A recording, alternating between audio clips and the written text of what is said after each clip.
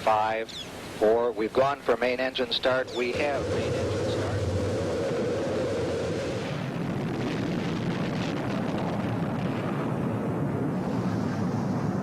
Ladies and gentlemen, rock and roll.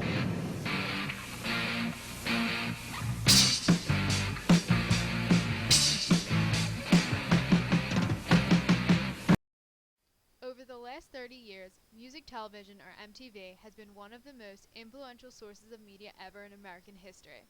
On August 1st, 1981, MTV debuted at 12:01 a.m. Eastern Standard Time. The famous station first aired with co-creator John Lack saying, "Ladies and gentlemen, rock and roll." After these lines were said, the first music video ever was played.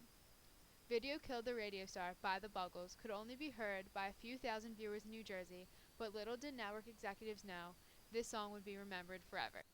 MTV started out only playing 24 hours of music, but after 2 years, MTV's first show aired. Reefer Madness shocked parents with its provocative messages about marijuana, and this show kicked off MTV's stereotype of showing images that have never been shown before. In early 1983, Michael Jackson's "Beat It" debuted, and then in December of that same year, Michael Jackson's Thriller video aired, with the moves that inspired the nation to dance. Millions of people across the world witnessed the beginnings of the Michael Jackson craze.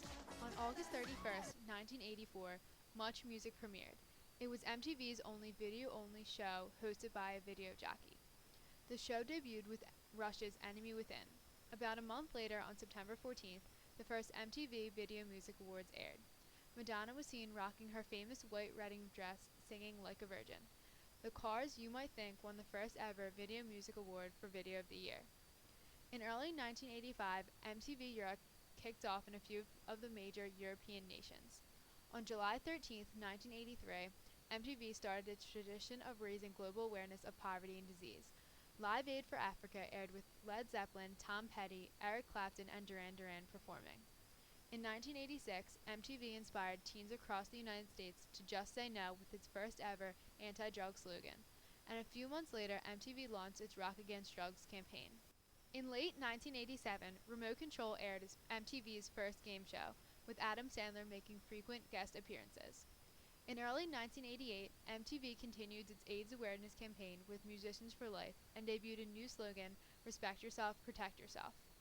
On August 8, 1988, Yo! MTV Raps premiered, hosted by Fab Five Freddy. On January 21st, 1990, MTV Unplugged premiered with performances by Squeeze, Sid Straw, and Elliot Easton. In 1991, the band Nirvana suddenly blew up and came out with the song "Smells Like Teen Spirit." This song captured all of America's teen angst in 4 minutes. And in that same year, MTV Russia debuted.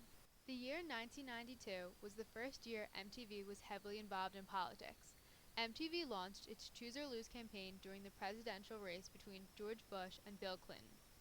On May 21st, 1992, the first season of The Real World aired, beginning with the famous line, "This is the story of 7 strangers who live in a sweet New York pad."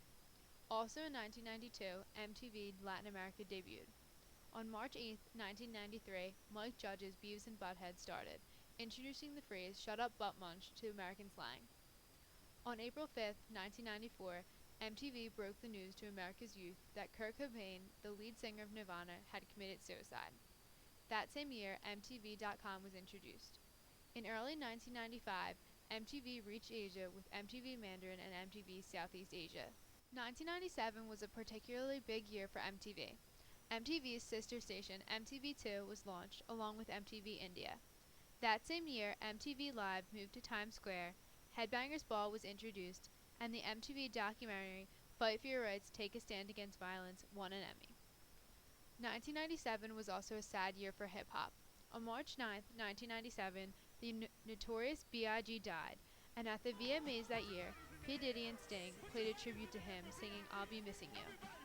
On September 14, 1998, Total Request Live, or TRL, debuted with host Carson Daly.